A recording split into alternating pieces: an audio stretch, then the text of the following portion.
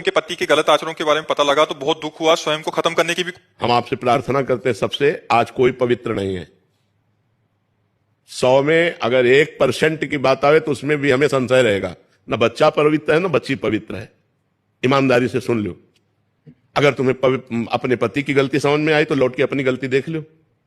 वृंदावन में बैठी हो, आप ऐसा नहीं कह सकती कि मेरे द्वारा गलती नहीं हुई, कोई भी नहीं कह सकता।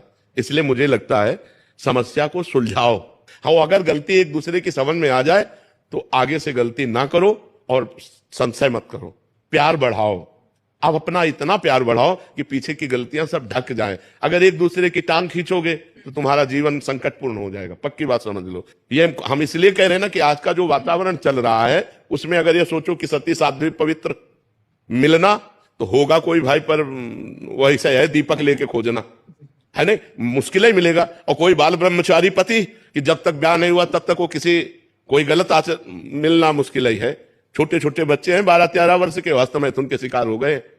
गंदी बात तो गंदी, मोबाइल हाथ में है, बड़े बड़े मोबाइल हाथ में, तो हर चीज सर्च करके वो गंदी सब बातें देख रहे हैं, गंदे आचरण देख रहे हैं। तो हमें लगता है कि गृहस्थी को संभालने के लिए और पति को प्यार करके ऐसा सुख संपादन करो कि तुम्हारी गृहस्थी न टूटने पावे, नहीं तो फिर कुछ दिनों बाद आपस में मनमुटाव बढ़कर फिर डिवोर्स वाली बात आ जाती है, फिर जीवन सब नष्ट हो जाता है, फिर नष्ट हो जाता है। इसलिए हमारी प्रार्थना है कि गलतियां सबसे होती हैं, क्षमा करना चाहिए अपने पति की गलतियों को या पत्नी की गलतियों को, और दोनों को प्यार से रह करके एक नया जीवन बनाना चाहिए।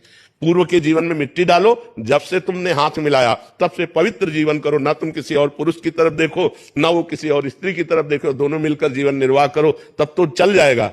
और अगर महाराज जी, अगर वो एक दूसरे जैसे ये हैं, पति नहीं सुधरना चाह रहे हैं, पत्नी नहीं सुधरना चाह रही है, फिर वो दूसरा रास्ता हो गया।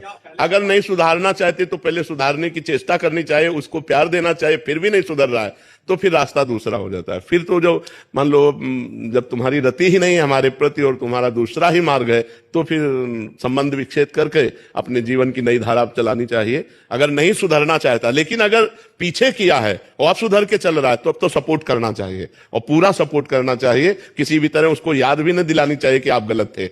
लेकिन अगर आज भी गलती कर रहा है और हम सुधारने की चेष्टा कर रहे हैं और नहीं सुधर रहा है और वो गलत मार्ग का ही अनुसरण करता है तो फिर रास्ता दूसरा आ जाता है कि आप